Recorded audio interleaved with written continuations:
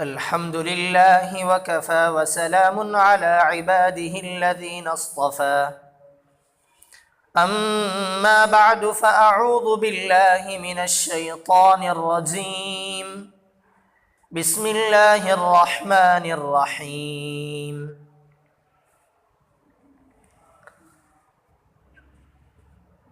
والضحى والليل إذا سجى ما ودعك ربك وما قلى وللآخرة خير لك من الأولى ولسوف يعطيك ربك فترضى ألم يجدك يتيما فآوى ووجدك ضالا فهدى ووجدك عائلا فأغنى فأما اليتيم فلا تقهر وأما السائل فلا تنهر وأما بنعمة ربك فحدث. سبحان ربك رب العزة عما يصفون وسلام على المرسلين والحمد لله رب العالمين. اللهم صل على سيدنا محمد وعلى آل سيدنا محمد وبارك وسلم. اللهم صل على سيدنا محمد وعلى آل سيدنا محمد وبارك وسلم. اللهم صل على سيدنا محمد وعلى آل سيدنا محمد وبارك وسلم.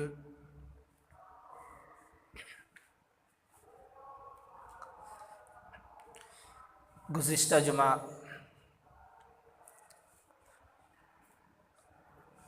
نبی کریم صلی اللہ علیہ وسلم کی شان میں اللہ کی طرف سے نازل کی گئی چند آیات کا ذکر آیا تھا جس کا تعلق سورہ ضحیٰ سے. بقیہ آیات جو رہ گئی تھیں انشاءاللہ آج ان کے سلسلے میں اللہ کے نبی صلی اللہ علیہ وسلم کی تعریفات اور آپ کی خوبیاں اور آپ کو دی گئی ہدایات جو ذکر کی گئی ہیں وہ سامنے آئیں گی.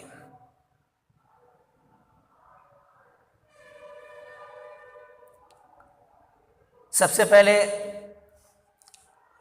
جو ہم نے سورت کو شروع کیا تھا اس سے پہلے ایک بات آئی تھی کہ کفار مکہ نے اللہ کے نبی صلی اللہ علیہ وسلم کو وحی کے رک جانے کی وجہ سے چند دن حضرت جبریل علیہ السلام اللہ کا پیغام اوپر سے لے کر آنا بند کر دیے تو مشرکین مکہ نے آپ کو طعنہ دینا شروع کر دیا.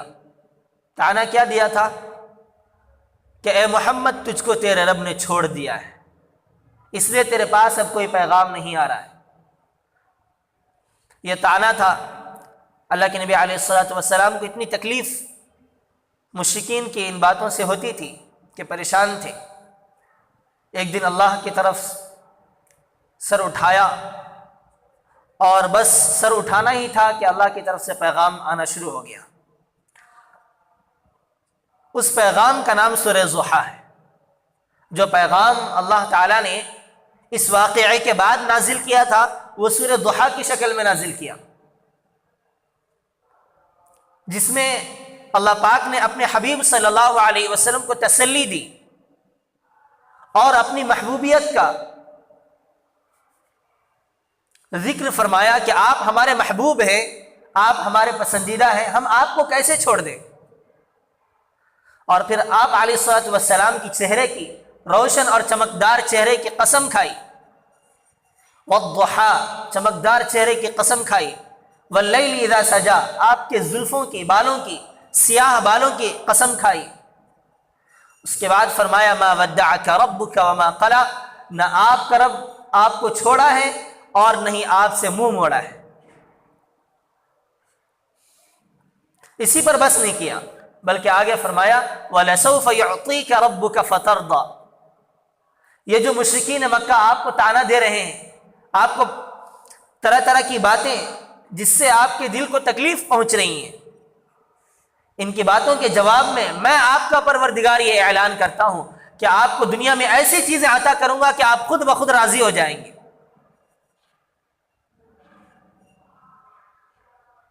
یہاں تک بات پچھلی جمعہ پہنچ چکی تھی، اور اللہ کے نبی صلی اللہ علیہ وسلم کے ساتھ جو یہ وعدہ کیا گیا تھا وَلَسَوْفَ يُعْطِيكَ رَبُّكَ فَتَرْضَىٰ، کہ آپ کو آپ کا پروردگار اتنا دے گا کہ آپ کو خوش کر دے گا۔ دنیا کے لوگ ہر کسی کو خوش کرنا چاہتے ہیں، بچہ ہے اپنے ماں باپ کو خوش کرنا چاہتا ہے، دنیا کا ہر انسان کسی نہ کسی کو خوش کرنا چاہتا ہے، لیکن اللہ تعالیٰ اپنے حبیب صلی اللہ علیہ وسلم کو خوش کرنا چاہ رہے ہیں، یعنی خود پروردگار اپنے بندے کو خوش کرنا چاہ رہا ہے۔ کتنی بڑی سعادت کی بات ہوگی کہ خود پروردگار آ کر بندوں سے کہہ دے کہ میں تمہیں خوش کر دوں گا۔ ایک تو یہ کہ ہم اپنے رب کو راضی کرنے کے لیے کوششیں کر رہے ہیں، اور رب خود آ کر اعلان کر دے کہ میرے بندے میں تجھ سے راضی ہو جاؤں گا، میں تجھ کو خوش کر دوں گا۔ یہ صرف دو انسانوں کے ساتھ ہوا دنیا میں اب تک، ایک تو انبیاء کے ساتھ ہوا کہ انبیاء کو اللہ تعالیٰ نے خوش کر دیا، اور ایک صحابہ کے ساتھ ہوا کہ صحابہ کو اللہ نے اعلان سنایا رضی اللہ عنہم ورضوا عنہ، کہ یہ بھی اللہ سے راضی ہیں اور ان کا رب اور ان کا پروردگار بھی ان سے خوش ہو چکا ہے۔ اس سے بڑی سعادت دنیا کی کچھ نہیں ہے کہ انسان کو خود اس کا پروردگار یہ کہہ دے کہ میں تجھ سے راضی ہوں، میں تجھ سے خوش ہوں۔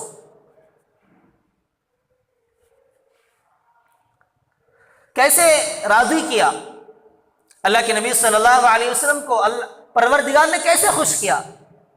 آپ حالات ذرا پچھلے حالات پر غور کریں کہ اللہ کے نبی کے حالات کیا تھے۔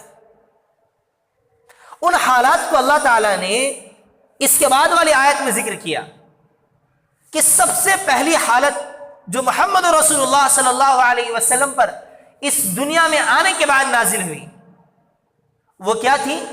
یتیمی کا دور۔ آپ صلی اللہ علیہ وسلم دنیا میں آئے ہیں، سب سے پہلی آزمائش کہ بچے کا باپ نہیں، بچہ دنیا میں آیا اس وقت ہے کہ باپ کا انتقال ہو چکا تھا۔ عبداللہ اپنے بیٹے محمد رسول اللہ کی پیدائش کے وقت دنیا میں موجود نہیں تھے۔ فرمایا آگے الم یجدک یتیما فآوی، اے محمد کیا ہم نے آپ کو یتیم نہیں پایا تھا؟ آپ جب دنیا میں آئے تھے تو آپ یتیم تھے، لیکن آپ یتیم ہونے کے باوجود کیا کہ ہم نے آپ کو ٹھکانہ دیا۔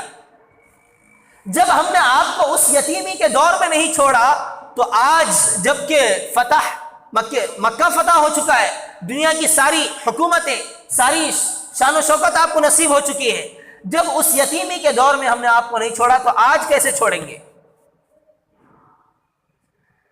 یتیمی کا دور کیسا تھا؟ حضرت آمنہ فرماتی ہیں کہ جس وقت مجھے درد زہ شروع ہوا، بچے کی ولادت کا وقت قریب تھا، تو اس وقت میرے گھر میں رات میں چراغ جلانے کے لیے چراغ میں تیل بھی نہیں تھا۔ اس وقت محمد رسول اللہ کی پیدائش ہوئی، اور لکھا ہے کہ جب محمد رسول اللہ دنیا میں آئے ہیں تو ان کی ماں حضرت آمنہ خوش بھی تھی اور رو بھی رہی تھی۔ خوشی کی وجہ کیا ہے کہ اللہ تعالیٰ نے چاند جیسا خوبصورت بیٹا عطا کیا، جس کے چہرے پر نور ہی نور برس رہا تھا، لیکن ایک دوسری طرف ایک حسرت، ایک غم اپنے شوہر کی وفات کی ان کے دل پر لگی ہوئی تھی کہ ابھی بچے کی پیدائش ہوئی اور 3 مہینے پہلے شوہر کا انتقال ہوا ہے۔ ایک نشانی چھوڑ کر عبداللہ آمنہ کی گود میں گئے تھے، اس کی یاد میں حضرت آمنہ کے دل کے اندر روح کانپ رہی تھی۔ 2 طرح سے آزمائش تھی۔ یتیم بچے کو عام طور سے کوئی پوچھتا نہیں، اس کی ضروریات کا لحاظ رکھنا یہ سب کے لیے ایک طرح سے بوجھ ہوتا ہے، اور جب اس وقت حضرت جناب محمد رسول اللہ صلی اللہ علیہ وسلم دنیا میں تشریف لائے تو اس وقت کا ایک رواج تھا کہ بچے کو صحیح ماحول دینے کے لیے شہر سے نکال کر دیہاتوں میں دودھ پلانے والی عورتیں لے کے چلی جاتی تھی. 2 سال 2.5 سال دودھ پلاتی, پرورش کر کے اچھی طرح سے بچے کو ان کے والدین کے حوالے کر دیتی, اور وہ اس کا ماہانہ لیتی, سالانہ پیسہ لیتی تھی, تنخواہ اور اجرت پر وہ بچوں کو لے کر جایا کرتی تھی. محمد رسول اللہ کی پیدائش ہوئی ہے, عورتیں جس طرح آتی ہیں شہروں میں آئیں, سب نے ایک ایک بچے کو لے لیا. جب بچہ دیا جاتا تو پھر اس کی اجرت بھی طے کی جاتی تھی کہ مہینے کی یہ اجرت ہوگی اس بچے کی, دودھ پلانے والی کو اتنا خرچہ دینا پڑے گا اس بچے کا. چنانچہ جو بھی آتی محمد رسول اللہ کے پاس چھوڑ کے چلی جاتی. کیوں؟ اس لیے کہ اجرت دینے والا کوئی ہے ہی نہیں. کون ہے جو تنخواہ دے گا بچے کی؟ باپ تو انتقال کر چکے. سارے چھوڑ کر جانے لگے. آخر میں دائے حلیمہ سعدیہ رضی اللہ عنہا کو اللہ تعالیٰ نے تقدیر میں طے کر دیا تھا کہ یہ بچہ انہی کی گود میں جائے گا. آئی اور لے کر چلی. جب آئی تھی تو ایسی اونٹنی تھی, ان کی جو اونٹنی تھی جس پر وہ سوار ہو کر اپنے علاقے سے آئی تھی, اتنی کمزور نحیف و ناتواں اونٹنی تھی کہ سب سے پیچھے تھی وہ. لیکن جیسے ہی محمد رسول اللہ کو اپنے گود میں لیا, سواری پر سوار ہوئی, تو ان کی اونٹنی کے اندر اتنی تیزی, اتنی رفتاری آئی کہ لوگ پریشان ہو گئے کہ حلیمہ تمہارے ساتھ یہ کیا ہو گیا, تم تو ابھی پیچھے تھی, ہمارے سامنے کہاں سے پہنچ گئی. وہاں سے اللہ تعالیٰ نے اپنی طاقت اور کرشمہ دکھانا شروع کیا. تو یہ یتیمی کا دور تھا جس میں محمد رسول اللہ کے ساتھ ایسے سلوک ہوئے. اللہ تعالیٰ نے اس وقت بھی آپ کو سہارا دیا. الم یجدک یتیما فآویٰ, ہم نے آپ کو یتیم پایا, آپ کو ٹھکانہ دیا.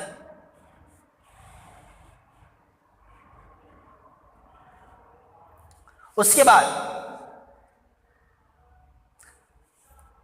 جب حلیمہ سعدیہ واپس لا کر آمینہ کو دے دیتی ہے, حضرت آمینہ کے دل میں اپنے شوہر کی یاد. بچے کو جب انہوں نے روانہ کر دیا حضرت حلیمہ سعدیہ کی ہاں, تو اب حضرت آمینہ اکیلا رہتی تھی, ایک دم اکیلی تنہا تھی, کوئی ساتھ نہیں, ہمیشہ بچے کی یاد میں رہنا. 2-2.5 سال محمد رسول اللہ کی یاد میں عثمان نے گزار دیا. جیسے ہی بچہ آتا ہے, کچھ بڑا ہوتا ہے, ساتھ میں چلنے پھرنے کے لائق ہوتا ہے, تو اب آمینہ کے دل میں خواہش اجاگر ہوتی ہے, پیدا ہوتی ہے کہ کیوں نہ میں اپنے بچے کو لے کر اپنے مرحوم شوہر کی قبر پر جاؤں, اور جا کر کم سے کم ان کی قبر کا تو دیدار کرو.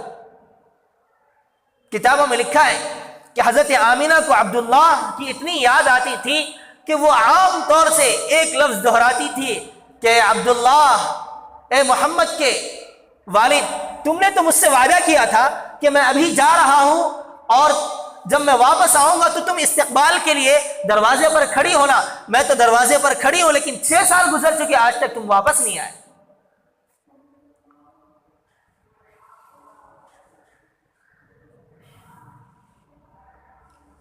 چنانچہ اپنے بیٹے کو, لاڈلے کو لے کر چلی. مکے سے دور ایک مقام پر حضرت عبداللہ کی وفات ہو گئی تھی, قبر پر گئیں. اللہ کے نبی صلی اللہ علیہ وسلم کی حدیث ہے کہ مجھے وہ وقت یاد ہے, میں 6 سال کا تھا, میری ماں مجھے اپنے مرحوم والد کی قبر پر لے کے گئی ہیں, تو آنکھوں سے آنسو تھے. امی جان کو دیکھ کر مجھے بھی رونا آ گیا, لیکن مجھے پتا نہیں تھا کہ آخر میں کیوں رو رہا ہوں اور میری ماں کیوں رو رہی ہے.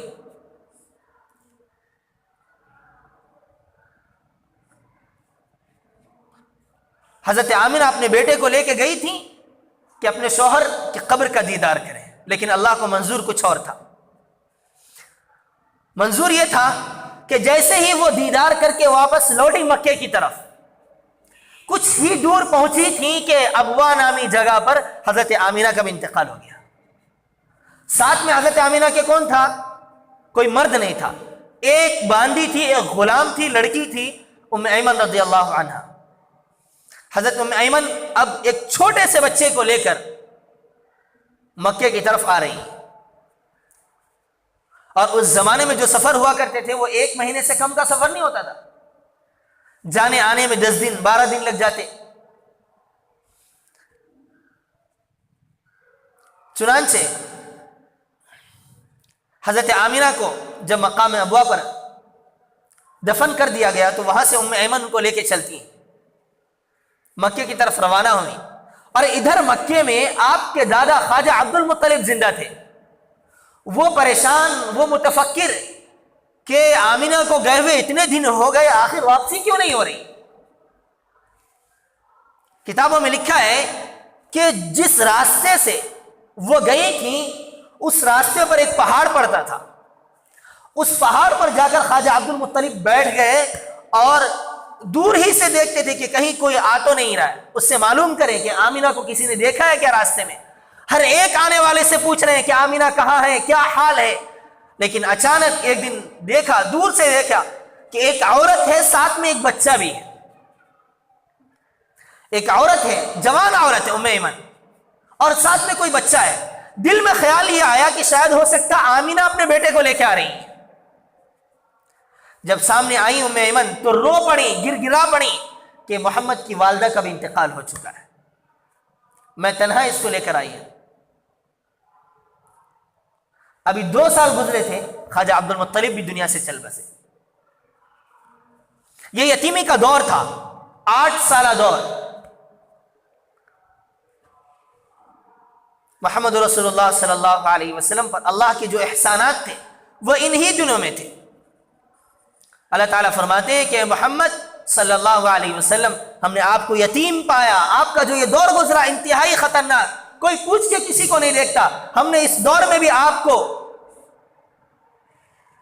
دنیا والوں کے سامنے دکھا دیا کہ ایک یتیم بچہ کیسے پلتا ہے۔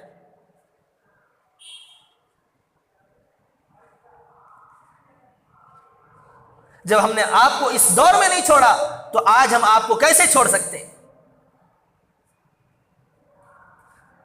اس کے بعد فرمایا وَوَجَدَكَ ضَالًّا فَهَدَى، اے محمد صلی اللہ علیہ وسلم، ہم نے آپ کو راستے سے ہٹا ہوا پایا تو ہم نے آپ کو ہدایت دی، راستہ دکھلا دیا۔ واقعہ لکھا ہے کہ محمد رسول اللہ صلی اللہ علیہ وسلم کی عمر 7 سال کی تھی، اور ایک پہاڑ پر آپ جا رہے تھے، کسی طرف جانے کا ارادہ تھا تو آپ راستہ بھٹک گئے، ساتھ میں ابو جہل بھی تھا آپ کے، راستہ بھٹک گئے، لیکن اللہ کی شان کہ خود وہ ابو جہل جس کو ابھی تک یہ معلوم نہیں تھا کہ یہ 7 سال کا بچہ بعد میں جا کے نبی بننے والا ہے، ابو جہل نے کہا کہ محمد ہم جس راستے پر جا رہے ہیں یہ راستہ غلط ہے، اس راستے پہ چلنا ہے۔ چنانچہ رہبری ہوگی۔ اب ابو جہل نے یہ کیا کہ محمد رسول اللہ کو اپنی سواری میں پیچھے بٹھایا اور کہا کہ چلتے ہیں۔ ابو جہل کی سواری آگے جانے کا نام ہی نہیں لیتی، گھوڑا وہیں کا وہیں رک گیا، جا ہی نہیں رہا ہے، پریشان ابو جہل۔ اس کے بعد دل میں بات آئی کہ ہو سکتا ہے چلو بچے کو سامنے بٹھا کے دیکھتے ہیں۔ محمد رسول اللہ کو گھوڑے پہ سامنے بٹھایا تو ابو جہل کی سواری چلنے لگی۔ اللہ تعالیٰ نے اسی وقت ابو جہل کے دل و دماغ میں یہ بات بٹھا دی تھی کہ یہ بچہ سامنے جا کر تمہارا امام بنے گا، مقتدا بنے گا، اگر تمہیں کامرانی حاصل کرنی ہے تو اس کے پیچھے چلنا پڑے گا، تم اس کے سامنے رہو یہ تمہارے پیچھے ہو، ایسا ہو نہیں سکتا ہے، منزل اسی کے پیچھے۔ تو اللہ تعالیٰ اپنا احسان یاد دلا رہے ہیں کہ ہم نے آپ کو چھوٹی عمر میں 7 سال کے تھے، اس موقع پر آپ ایک مرتبہ راستہ بھٹک گئے، ہم نے آپ کو سہارا دیا، آپ کو ہم نے راستہ دکھلا دیا، تو آج جب کہ آپ نے دنیا کے چاروں طرف اسلام کا بول بالا ہو گیا، آج ہم آپ کو کیسے بھٹکا ہوا چھوڑ دیں گے؟ آج بھی آپ ہمارے محبوب ہیں۔ آگے اللہ تعالیٰ فرماتے ہیں وَوَجَدَكَ عَائِلًا فَأَغْنَى، اے محمد صلی اللہ علیہ وسلم، ہم نے آپ کو انتہائی غریب مفلس پایا تھا، تنگ دست تھے، فقر و فاقے سے لاچار تھے، لیکن ہم نے آپ کو ایسی مال و دولت دی کہ آپ دنیا کی ساری چیزوں سے بے نیاز ہو گئے، کوئی ضرورت ہی آپ کو باقی نہیں رہی۔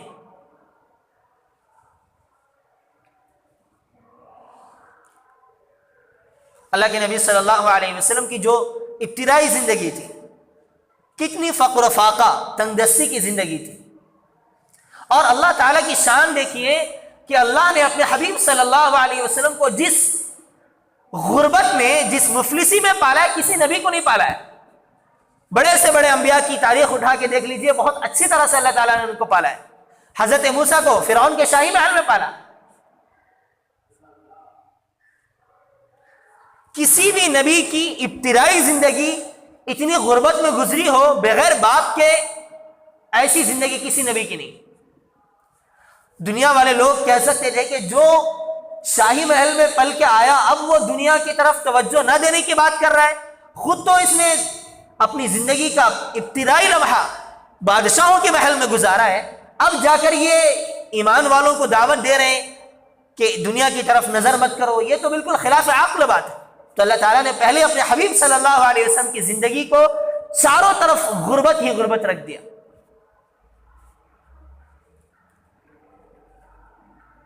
پھر اس کے بعد اللہ تعالیٰ کی طرف سے جو وعدے تھے وہ وعدے ایسے پورے ہوئے کہ آپ کی شادی ہوتی ہے اور مکے کی ایسی عورت سے شادی ہوتی ہے جس سے بڑی مالدار عورت مکے میں موجود ہی نہیں تھی۔ حضرت خدیجہ سے مالدار عورت زیادہ مکے میں کوئی تھی نہیں، سب سے بڑی مالدار عورت تھی۔ بڑے سے بڑے مالدار لوگ حضرت خدیجہ کو اپنی طرف سے نکاح کا پیغام دیتے تھے کہ ہم سے نکاح کر لیجئے، لیکن حضرت خدیجہ نے کسی کا پیغام قبول نہیں کیا، صرف ان کے مال کی وجہ سے۔ لیکن حضرت خدیجہ کو کہیں سے پتہ چلا، بلکہ ان کا غلام جو تھا میسرہ، وہ اللہ کے نبی صلی اللہ علیہ وسلم کے ساتھ ملک شام سفر پہ گیا تھا، تجارت کے سفر پہ۔ اس نے آ کے بتایا کہ محمد رسول اللہ بڑے امانت دار آدمی ہیں، 1 روپیہ بھی کسی کا ناحق لینے والے نہیں ہیں۔ جب انہیں معلوم پڑا تو حضرت خدیجہ نے اپنی طرف سے نکاح کا پیغام بھیجا محمد رسول اللہ۔ مکے کے بڑے سے بڑے رئیسوں نے پیغام دے کے چھوڑ دیا، لیکن کسی کا قبول نہیں کیا۔ حضرت خدیجہ نے خود اپنا پیغام محمد رسول اللہ کو بھیجا۔ تو اللہ تعالیٰ نے آپ کو ساری غربتوں کے بعد ایک ایسی عورت آپ کی زندگی میں دی جس سے بڑی مالدار کوئی نہیں تھی، اور پھر اس کے بعد ایسا ساتھی ابوبکر صدیق دیا کہ جیسا انسان قیامت تک اس امت میں پیدا ہو ہی نہیں سکتا ہے، ایسا انسان دیا۔ اور قرآن کی عجیب و غریب ایک شان ہے کہ قرآن کریم میں جس طرح اللہ تعالیٰ نے اپنے حبیب صلی اللہ علیہ وسلم کی تعریف میں، بڑائی میں، بلندی میں آیتیں، سورتیں نازل کی ہیں، اسی طرح حضرت ابوبکر صدیق رضی اللہ تعالیٰ عنہ کی شان میں بھی آیت نازل ہوئی، پوری ایک سورت نازل ہوئی۔ واللیل اذا یغشا والنہار اذا تجلی وما خلق الذکر والانثی، اس میں بھی اللہ تعالیٰ نے قسمیں کھائیں۔ بالکل آخر میں، اس سورت کے آخر میں حضرت ابوبکر صدیق رضی اللہ تعالیٰ عنہ کی تعریف بیان کی گئی۔ الذی یؤتی مالہ یتزکی، حضرت ابوبکر صدیق رضی اللہ تعالیٰ عنہ کی سب سے بڑی خوبی یہ تھی کہ جو کچھ ہوتا تھا سب لا کر اللہ کے نبی کے قدموں میں ڈال دیتے تھے۔ غزوہ تبوک کا موقع تھا، ابوبکر صدیق رضی اللہ تعالیٰ عنہ جاتے ہیں گھر پہ، پوچھتے ہیں اپنی بیٹی اسما سے کہ بیٹی کیا کیا گھر میں موجود ہے؟ جو کچھ تھا سب اٹھا کے دے دیا۔ حضرت اسما نے کہا کہ ابو جان گھر میں تو کچھ بھی نہیں ہے۔ تو حضرت ابوبکر نے کہا کہ میرے لیے میرا اللہ اور میرا رسول ہی کافی۔ گئے اور سارا سامان مال جہاد کے لیے وقف کر دیا۔ تو اللہ تعالیٰ نے اپنے حبیب صلی اللہ علیہ وسلم کی تعریف کی سورہ والضحیٰ میں، اور حبیب کے حبیب حضرت صدیق اکبر کی تعریف کی واللیل اذا یغشی میں۔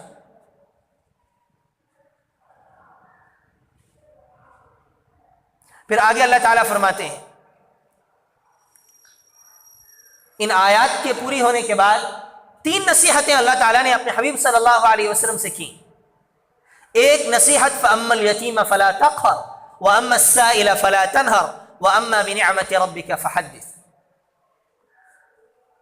سب سے پہلی نصیحت فرمائی کہ اے میرے حبیب صلی اللہ علیہ وسلم، کسی بھی یتیم کے ساتھ غلط برتاؤ مت کرنا، ظلم مت کرنا۔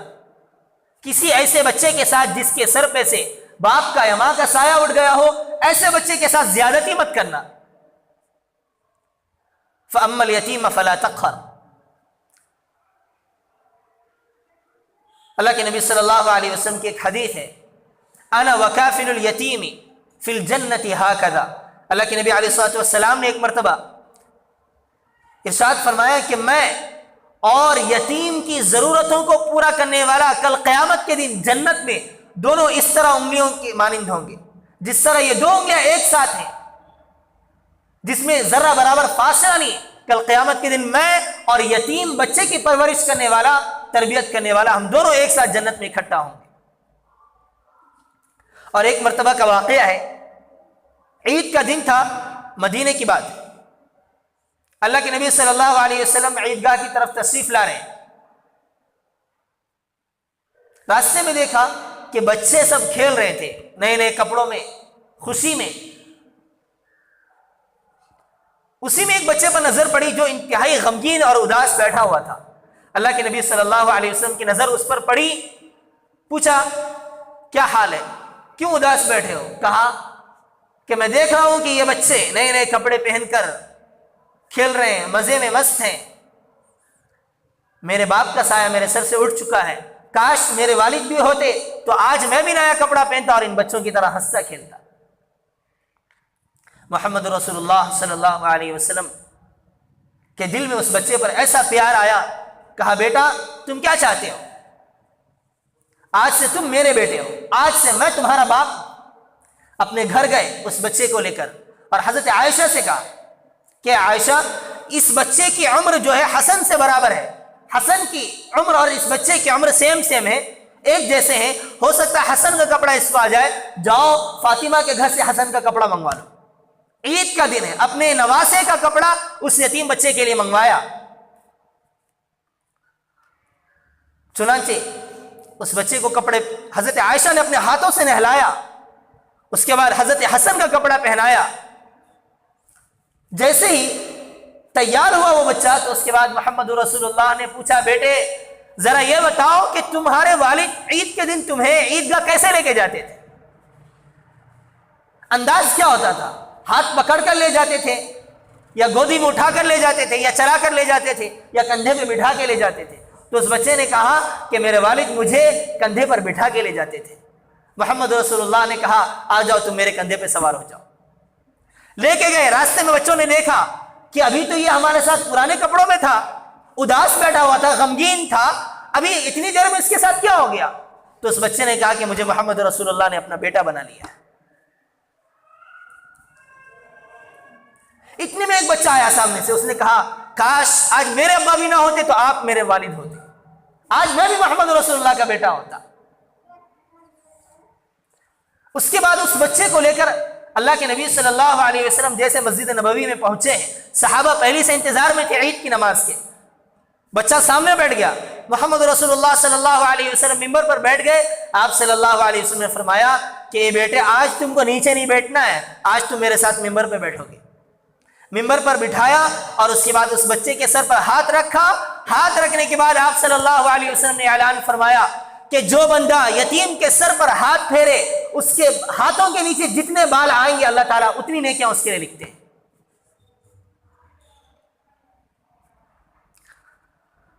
حبیب خدا صلی اللہ علیہ وسلم سے یہ نصیحت کی گئی، یہ ہدایت دی گئی، فَأَمَّا الْيَتِيمَ فَلَا تَقْهَرْ، یتیم کے ساتھ ظلم و زیادتی مت کرنا۔ اس کے بعد فرمایا وَأَمَّا السَّائِلَ فَلَا تَنْهَرْ، کہ اگر تمہارے دروازے پر کوئی مانگنے والا، خدا کے نام پر مانگنے والا کوئی آ جائے تو اسے جھڑکنا مت، سخت الفاظ میں اس کو جھڑکو مت۔